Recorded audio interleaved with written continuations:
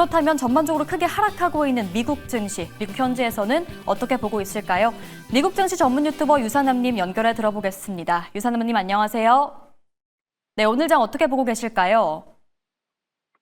네, 일단 오늘 같은 경우는 이번에 나왔던 비농업 고용지수가 전반적으로 노동시장의 약화를 보여주면서 현재 주가를 끌어내리고 있다고 전달할 수 있을 것 같습니다. 이뿐만이 아니라 아마존 같은 경우는 어닝 발표를 하면서 생각보다 좋지 않은 가이던스를 제공하게 되면서 오늘 주가 하락을 조금 더 부추기고 있다고 간단하게 정리할 수 있을 것 같습니다. 네, 오늘 주요 이슈와 뉴스도 함께 체크 부탁드리겠습니다.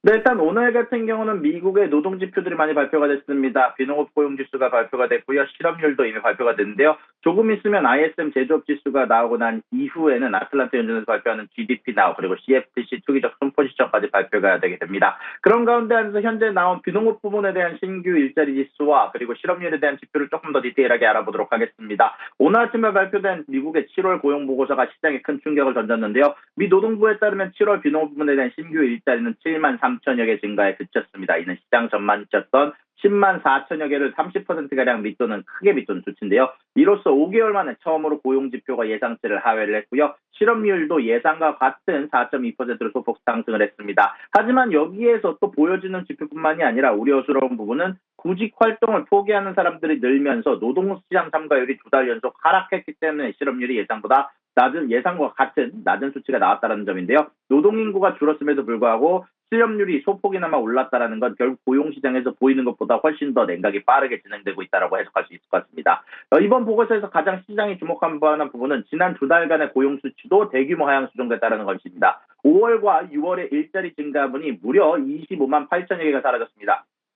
이를 반영하면 최근 3개월간 월 평균 신규 일자리 수는 고작 8만여 개에 불과해서 팬데믹 이후 가장 약한 증가세를 보이고 있다고 얘기를 할 수 있을 것 같고요. 여기에 대해서 이번 보고서에 대해서 애널리스트들은 이번 고용 보고서가 명백하게 부진하며 무역 및 관세 정책이 경제 성장에 미치는 영향을 반영한다라고 평가를 했습니다. 업종별로 보면 또 명암이 뚜렷하게 엇갈립니다. 제조업 부분은 7월에도 11,000여 개의 일자리가 줄어들면서 3개월 연속 감소세가 나왔습니다. 이로 인해서 제조업의 총 고용은 2022년 4월 이후 3년여 만에 최저 수준으로 떨어졌고요. 이는 트럼프 행정부가 지속적으로 주장하고 있는 리쇼어링, 즉 해외 공장의 미국 복귀로 제조업이 부흥할 것이라는 트럼프 행정부와는 기대하는 반대로 가고 있다고 얘기를 할 수 있을 것 같고요. 반면 교육 및 의료 서비스 부문은 여전히 미국 고용 시장의 유일한 버팀목 역할을 하면서 이 부문에서만 7만 9천여 개의 일자리가 늘어나 사실상 전체 신규 고용 증가분을 상회를 한 부분은 딱 유일한 섹터라고 할 수 있을 것 같습니다. 만약 의료 부문을 제외한다면 지난 3개월간 미국의 경제 일자리는 사실상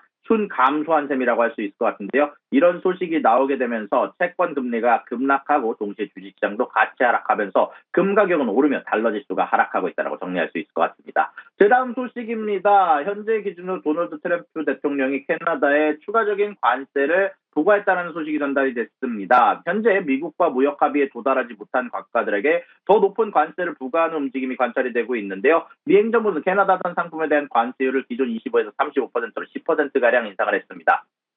소위 좀비 마약으로 불리는 펜타닐이 캐나다를 통해서 입국되는 것을 막기 위해서 캐나다 정부가 비협 조직이었다는 것이 관세 인상의 이유였는데요. 그럼에도 불구하고 백악관은 캐나다에 대해서 추가 협상의 여지를 열어두었고요. 8월 7일부터 관세가 발효가 된다라면서 8월 1일에 있었던 관세 인상을 뒤로 소폭 미루는 모습을 보여줬습니다. 이뿐만이 아닙니다. 현재 미국과 무역 합의에 도달하지 못한 국가들에게 더 높은 관세가 부과됐는데 이에는 인도의 25% 관세, 스위스의 39%, 시리아는 최고 세율은 41%의 관세를 물게 됐고요. 트럼프 대통령은 일부 국가들이 협상에 참여를 했지만 무역 불균형 해소에 미흡한 조건을 제시했거나 안보 문제 등에서 미국과 입장을 같이 않는 국가들에게 대해서 높은 관세를 추가적으로 부과하겠다라면서 배경을 설명했다라고 소식이 전달이 됐습니다. 그리고 마지막 소식입니다. 아마존과 애플의 어닝이 발표가 됐는데 둘이 흥망이 좀 갈렸습니다. 일단 아마존 먼저 짚고 넘어가 보도록 하겠습니다. 아마존의 주가는 뉴욕 증시 개장 전 거래 전부터 8%가량 넘게 급락을 했었는데요. 일단 2분기 실적 자체는 나쁘지 않았지만 미래에 대한 불안한 전망과 핵심 산업의 성장 둔화가 투자자들의 실망을 불렀습니다. 일단 지난 2분기 실적을 보자면 총 매출은 1,677억 달러, 영업이익은 192억 달러를 기록하면서 시장 예상치를 모두 웃돌았는데요. 근데 문제는 두 가지였습니다. 첫 번째는 3분기 실적 전망이 아마존은 3분기 영업이익을 155억 달러에서 205억 달러 사이로 제시를 했는데 이는 시장 평균치인 194억 달러를 하회할 수 있다는 불안감을 줬고요. 특히 전망치의 범위가 매우 넓어 무역 협상과 AI 경쟁 심화 등 불확실성이 크다라는 점을 스스로 인정한 셈이 됐고요. 그리고 이것보다 훨씬 더 큰 문제는 바로 아마존의 핵심 사업, 바로 클라우드 사업 아마존 웹 서비스의 성장세였습니다. 아마존 웹 서비스의 2분기 매출은 예상치를 상회를 하긴 했지만 전년 동기 17% 증가하는 데 그쳤습니다. 이 수치가 예상치 상회했음에도 불구하고 실망스러운 얘기는 경쟁사들이 인공지능 붐을 타고 폭발적인 성장을 기록했기 때문인데요. 마소 같은 경우는 클라우드 서비스 애저가 같은 기간 39% 매출이 증가했고 구글 클라우드 역시 32% 증가한 데 비해서 아마존이 AI 시대에서 17%밖에 증가하지 못했다는 건 결국 점유율을 뺏겼다는 의미로 해석이 되면서 오늘 전반적으로 주가가 하락한 데 커다란 기여를 하고 있다고 할 수 있었고요. 그리고 여기에 대해서 애플 같은 경우는 어닝 생각보다 예상 밖의 실적을 발표하면서 시장에 안도감을 줬는데요. 그럼에도 불구하고 지금은 소폭 하락하고 있지만 애플은 간밤에 발표한 2분기 실적에서 매출과 이익 모두 월가 예상치를 가뿐히 뛰어넘었습니다. 일단 이 이유를 보자면 1등 공신은 단연 아이폰이었습니다. 아이폰 매출이 446억 달러로 시장 예상했던 401억 달러를 압도했는데요. 재미난 건 트럼프 행정부의 관세 정책이 역설적으로 단기적인 호재로 작용했다는 분석입니다. 새로운 관세 부과로 인해서 가격 인상을 우려한 소비자들이 관세가 발효되기 이전에 서둘러 아이폰 구매에 나선 것으로 아이폰 매출의 급증으로 이어졌다는 것이고요.